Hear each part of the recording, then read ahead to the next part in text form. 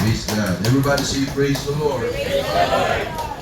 Bago po lahat mga minamahal, ako po ay bumabati po sa inyo ng isang magandang umaga sa pangalan po ng ating Panginoong Jesucristo, sa lahat po ng mga kasamang mga manggagawa na narito, mga minamahal, sa mga kapatiran na matatapat at mainit na naglilingkod sa ating Panginoon, at higit po sa lahat mga minamahal, ang pagbati at ang pagluluwalhati ay tanging sa ating pinakamamahal na Panginoong Jesucristo lamang po. Amen. Praise God. Hallelujah. At mga minamahal kong kapatid, sa araw po nito, mga minamahal, nagdaraos po tayo ng tatlong gawain sa iba't ibang lugar. Ito po yung una, mga minamahal. Pagkatapos po nito, doon po sa Baluarte. At pagkatapos mamaya alas 4, tuto po tayo sa Bamban, kapatid, na kung saan, mga minamahal, atin pong ipinapahayag ang mga kabutihan po ng ating mahal na Panginoon, na ito po ang siyang mahalaga na malaman po ng mga tao, kapatid, ang kabutihan po ng ating mahal na Panginoon. Amen? Praise God. Dahil po mga minamahal, ang kaligtasan po ay ito po ay hindi po biro-biro.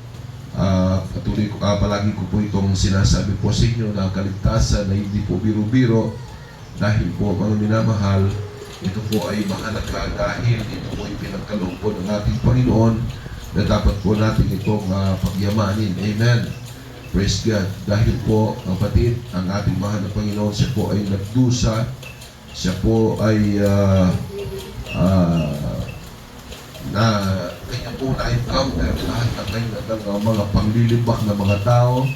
Siya po ay pinagdudura, siya po mga minamahal pinagtatadyak, at siya po ay ipinako sa krus, mga minamahal, upang sa kanya pong mahal na dugo tayo po ay makaroon po ng kaligtasan. Amen.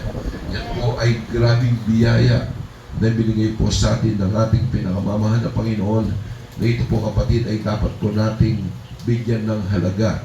Itong kaligtasan ito na ipinagkaloob po sa atin ng ating pinakamamahal na Panginoon. Amen? Everybody say, praise the Lord.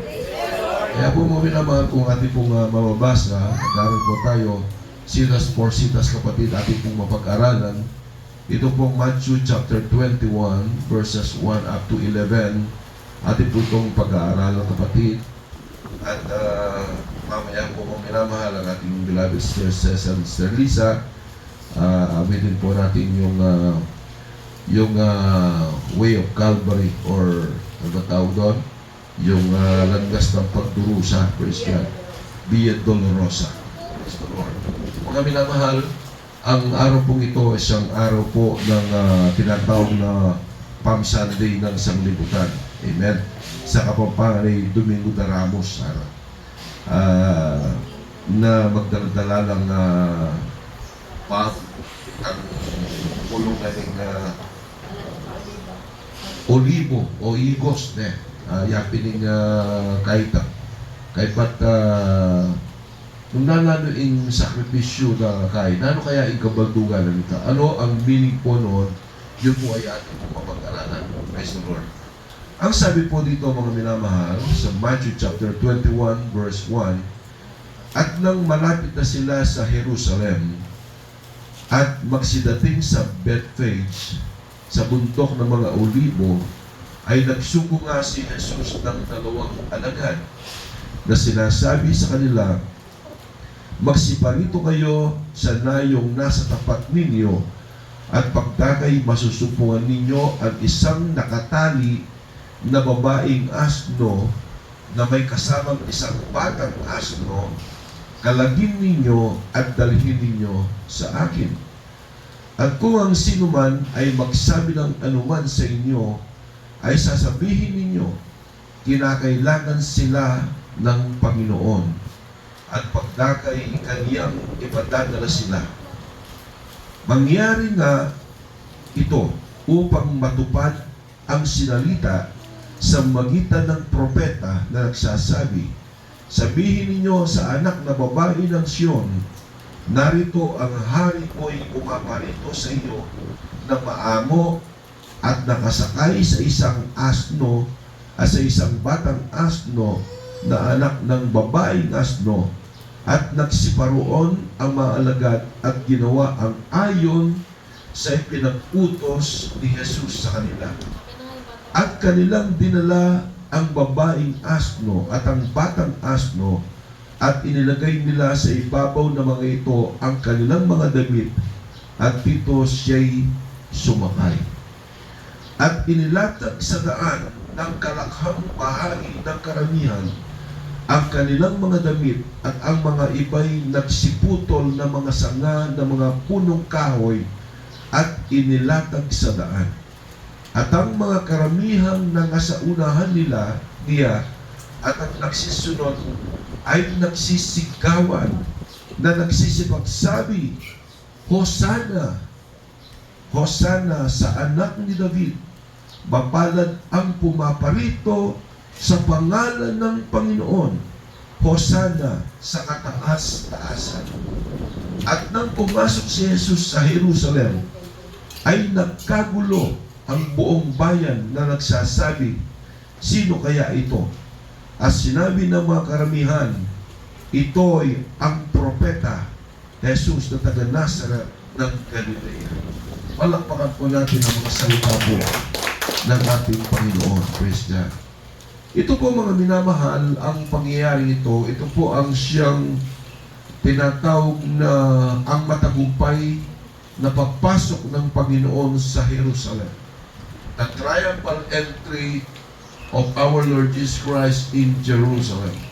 Alam na po natin mga minamahal, ang Jerusalem, ito po ang siyang lugar na kung saan ang ating Panginoon ay dumanas po ng mga grabing mga persecution, grabing paghihirap.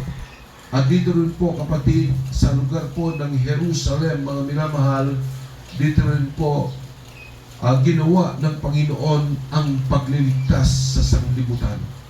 Na kung saan mga minamahal, ang ating Panginoon siya po ay ginako sa krus ng Kalbaryo, mga minamahal. At dito po kapatid, sa lugar na ito, mga minamahal, nagkaroon ng tinatawag na eternal salvation ang mga tao.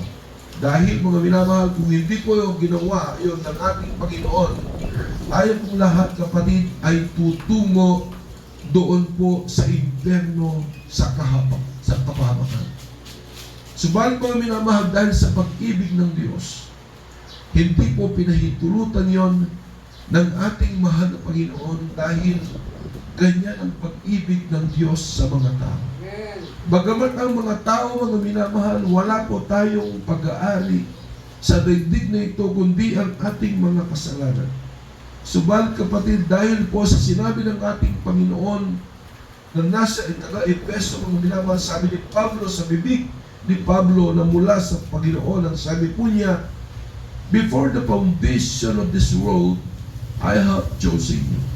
Ang ating Panginoon, mga minamahal, kinakailangan po niyang iligtas yaong mga pinili po niya na bago pa po itinatag ang sanlibutan ito, alam na ng Diyos kung sino ang maglilingkod at sasampalataya sa Kanya.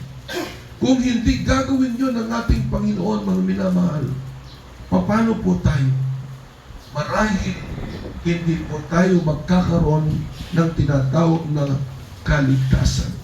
Kaya po mga minamahal, salamat po sa ating pinakamamahal na Panginoon sa Kanya pong ginawang sakripisyo. Na yun po mga minamahal ay hindi po biro-biro, na hindi pwedeng gawin po ng isang tao. Amen.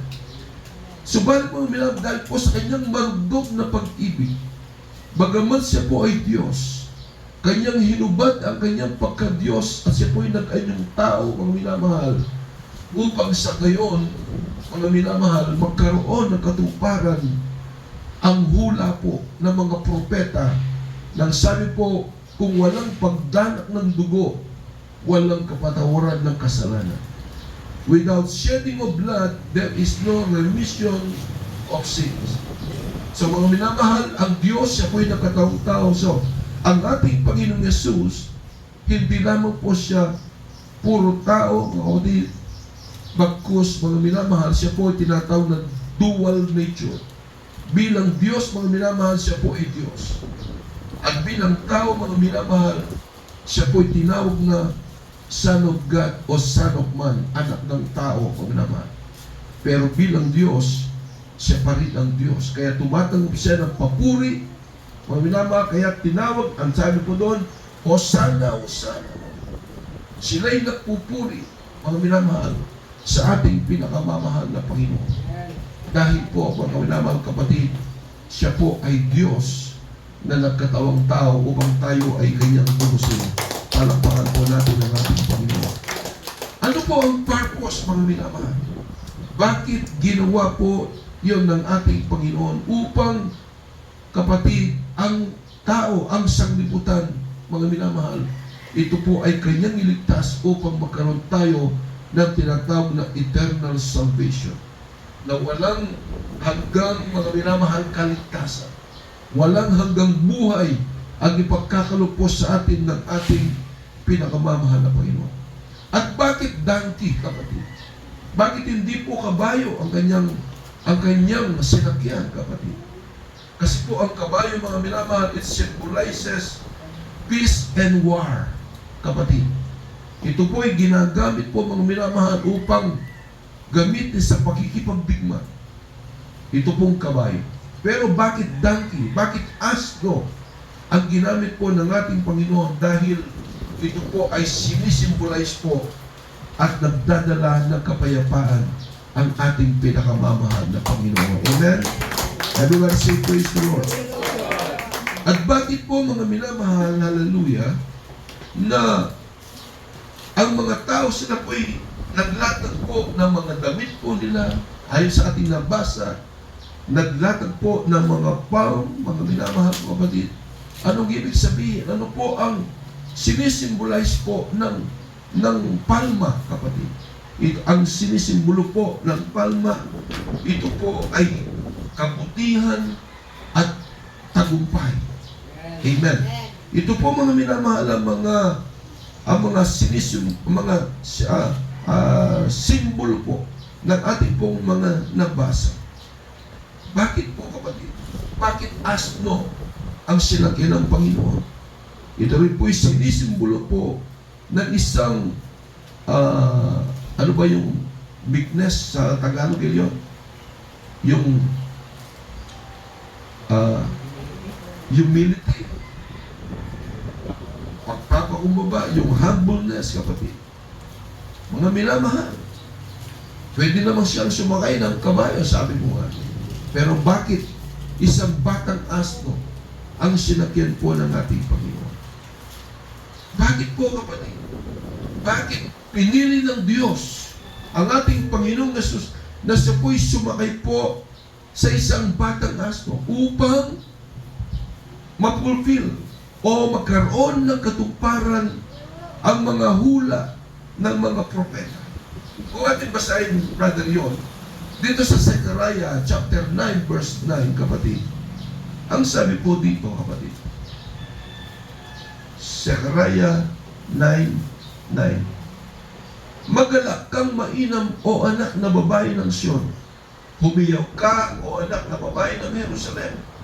Narito, ang iyong hari ay naparito siya sa iyo. Siya'y ganap at may pagliligtas, mapagmababa. Kaya po sinagyan po niya itong asno. Para ano po? Mapagmababa, yung humility, yung humbleness, at nakasakay sa isang asno, sa isang batang asno na anak ng asnong babae. Ibig sabihin, mga minamahal, bago pa po nangyari ang araw na yon, kapatid, na inutos ng Panginoon na kunin yung babaeng asno at yung batang asno, kapatid, dahil ito po'y nakahula na sa Old Testament. Sa aklat ni Prophet Zechariah, ito po'y nakahula na, kapatid. Praise the Lord. Hallelujah.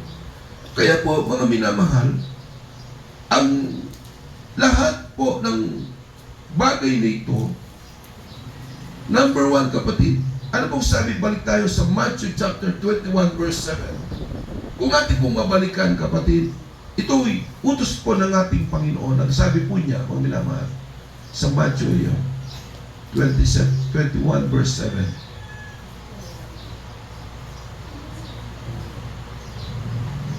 Matthew. Ayan.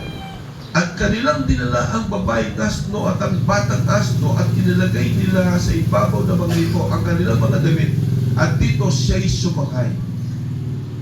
Bakit asno? Bakit ipinagutos po ng ating Panginoon na kunin po itong batang asno? Kung ating mababasa, kapatid, sa Luke chapter 19 verse 33 at 34, dito ipinapakita ng Panginoon na mananaig, kapatid, yung will, yung kagustuhan ng ating Panginoon at hindi po yung kagustuhan po ng mga tao. Ano bang sabi dito? At nang kinakalag nila ang batang asno, hindi ba inutusan ng Panginoon yung kanyang dalawang alagad upang kunin at pumunta sa isang nayon upang kunin ang batang asno at ang inang asno. Amen. Dito po, kapatid, habang kinakalagan po nila yung babaeng asno at nung batang asno, kapatid, ang sabi po dito, at nang kinakalag nila ang batang asno, ay sinabi sa kanila ng mga may-ari niyon, bakit kinakalag ninyo ang batang asno? At sinabi nila, kinakailangan siya ng Panginoon. Dito, mga minamahal, wala pong pagreklamo yung taong yon na may-ari po ng mga asno nito. Dahil, kapatid, ang Diyos ang siyang may hawak po ng puso ng tao. Amen po ba? At alam ng Diyos at alam ng lahat ng ating Panginoon yung bagay na yon. Tingnan niyo, ang sabi nga po, mga minamahal, sa ating nabasa, kapatid, pumunta kayo doon at may nakatali. So alam ng Panginoon yun, kapatid. Pinapakita lang po ng banal na kasulatan ng ating Panginoon, He is all-knowing God. Amen. Lahat ng bagay ay alam po niya, at dito pinapakita rin po dito, kapatid, na ang Diyos din po ang may hawak ng isip at ng puso ng tao, at kapag gusto ng Diyos, walang magagawa ang tao. Amen. Palakpakan po natin ang Diyos. Kaya dapat kinakalagan, kapatid, ang sabi, bakit kinakalagan ninyo ang babaeng asno na aking pag-aari? Ang sagot ng mga alagad, kinakailangan sila ng Panginoon. At wala. Hindi man mga minam nagreklamo, hindi man nagtanong, bakit? O kaya naman, yan ay isang pagnanakaw, pwedeng sabihin yun. Pero kapatid, mga minamahal, ang kagustuhan ng Diyos, the will of God, mga minamahal, superseded the will of man. Amen? Palakpakan po natin ang ating Panginoon. Praise the Lord. At mga minamahal,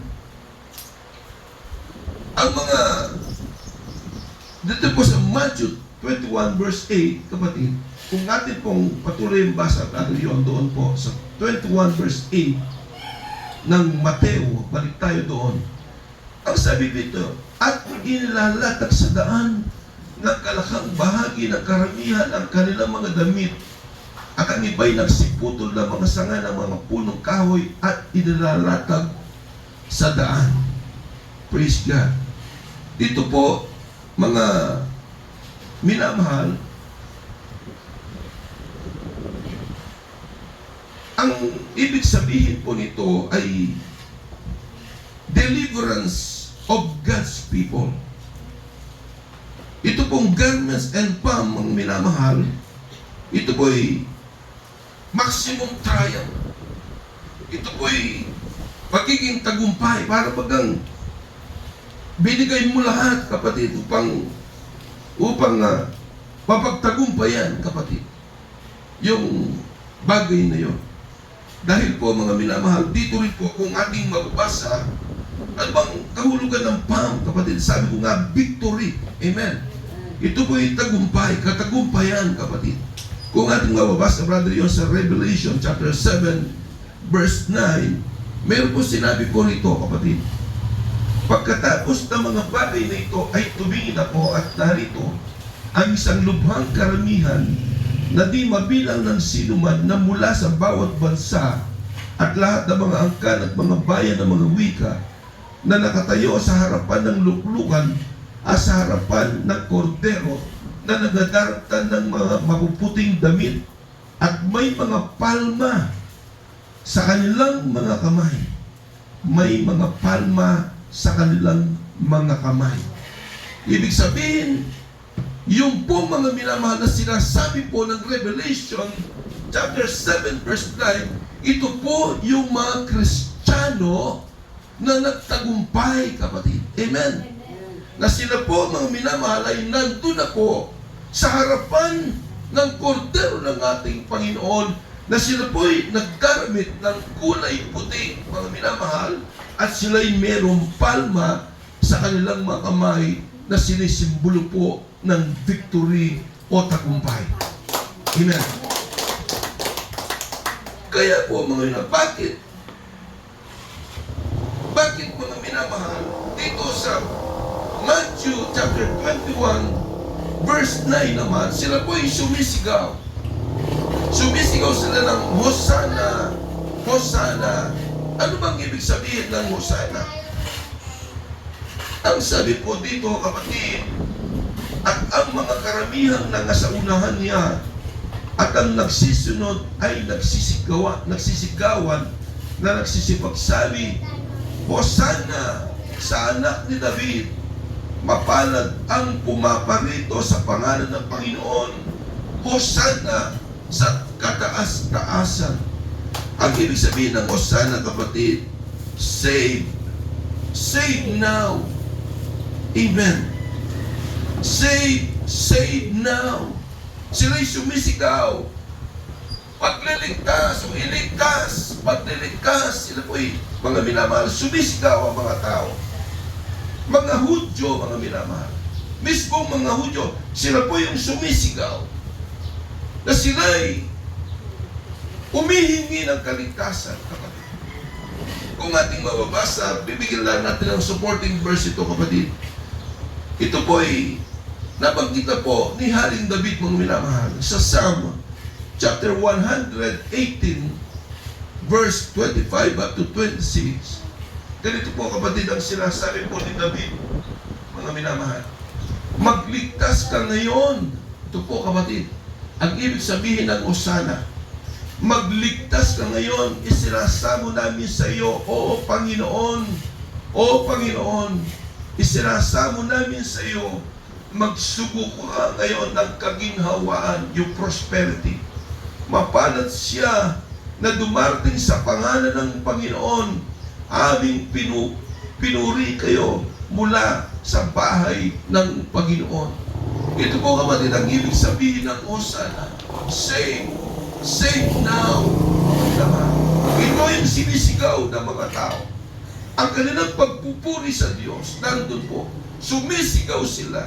Sumisigaw sila, mga minamahal, ng tagumpay, kapatid.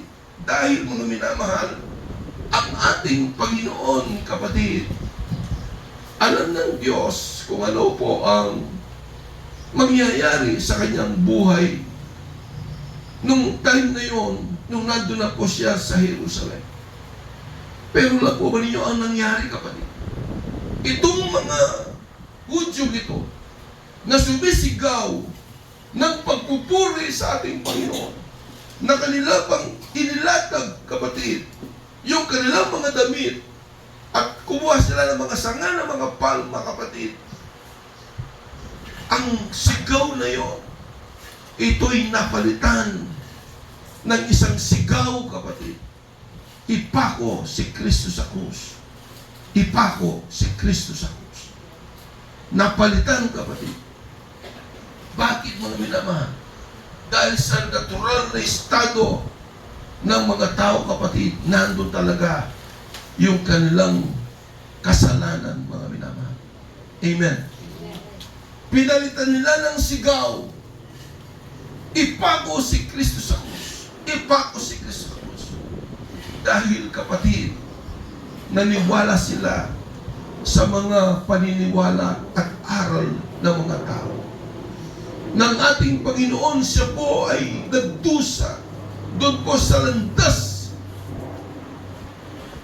The way of Calvary, kapatid.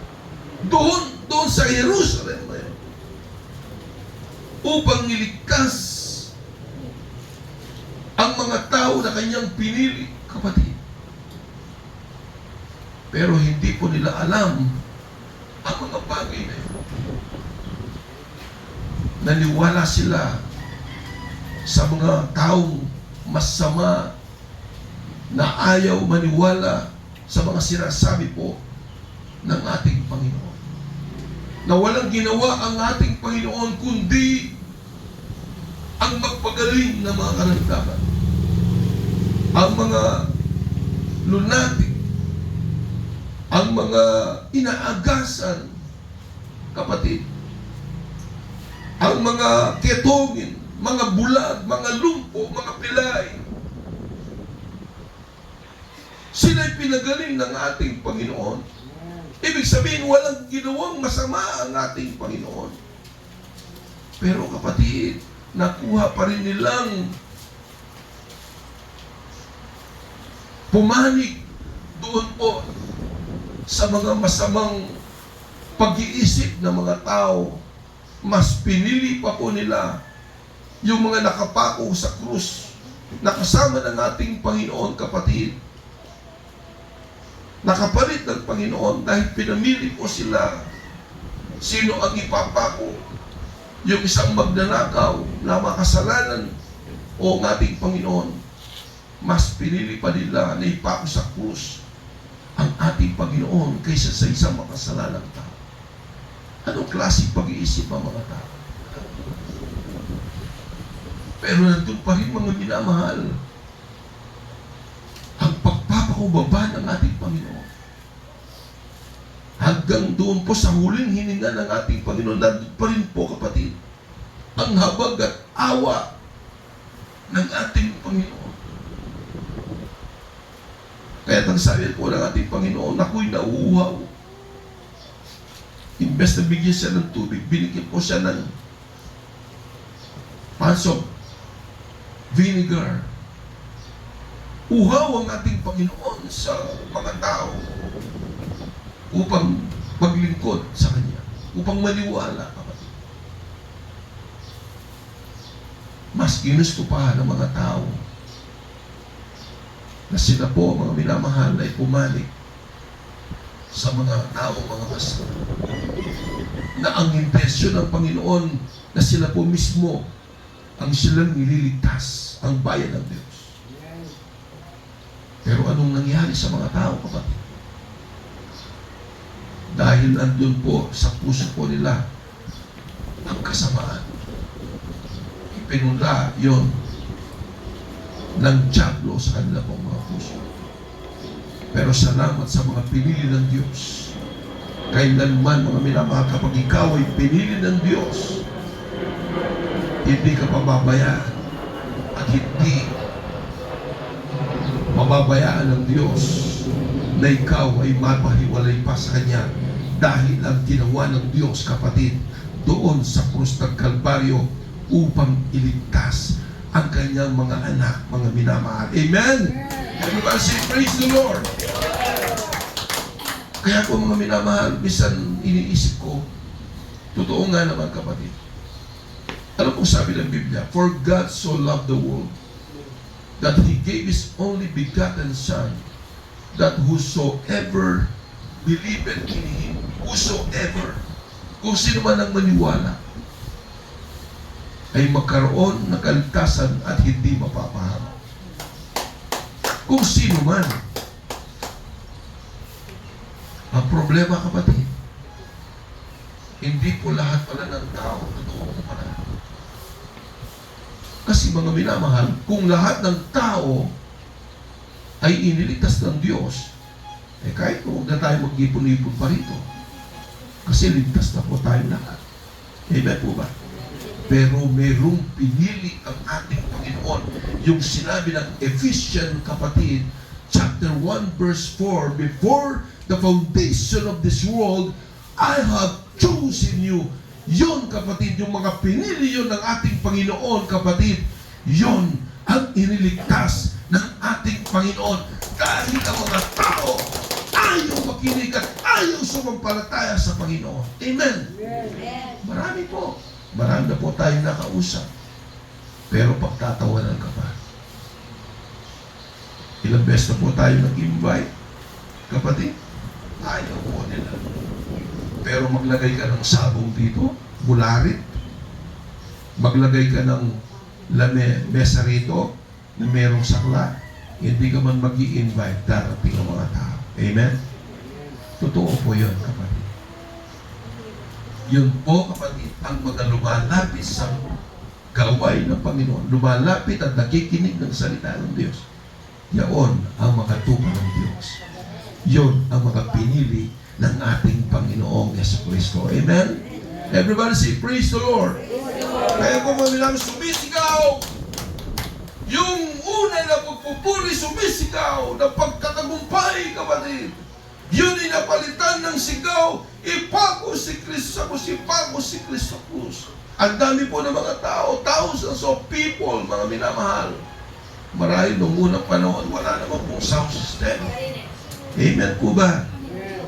Kaya po mga minamahal, yung pong nakakarinig ng ipako si Kristo sa krus, yung malayo na, kapatid, signal na lang, sign na lang, gano'n na lang. Ipako si Kristo sa krus. Ano lang po yun? Invento ko lang po yun, kapatid. Wala lang po yun sa Biblia. Mga minabaka mapagalitan ako ni Brother Relion. Eh wala sa Biblia yun. Puro-puro lang yun. Kasi wala naman po, kapatid, sound system po noon. Eh siyempre kung thousands po yun, yung mga tao nandun po, kapatid, sa may kanto po doon, sa may highway. Palagay mo, marinig po yung sigaw na ipako si Kristo sa krus. Eh yung iba, signal na lang. Kaya gumaganon sila. Kaya the moment na sila'y mapapatapat sa ano po, ito yung nagsabi no? Anong nangyari? Gumaganon po sila. Anong ibig sabihin nun? Ipako si Kristo sa krus. Ipako si Kristo sa krus. Praise the Lord. Kaya po mga minamahal, salamat po sa Panginoon sa Kanya po mga salita na yung may konting ko lang po na ano, dahil nag-usap po kami ni Elion. Tatawag ko po si Brother Elion upang dagdagan po, kapatid, yung mga salitang yun.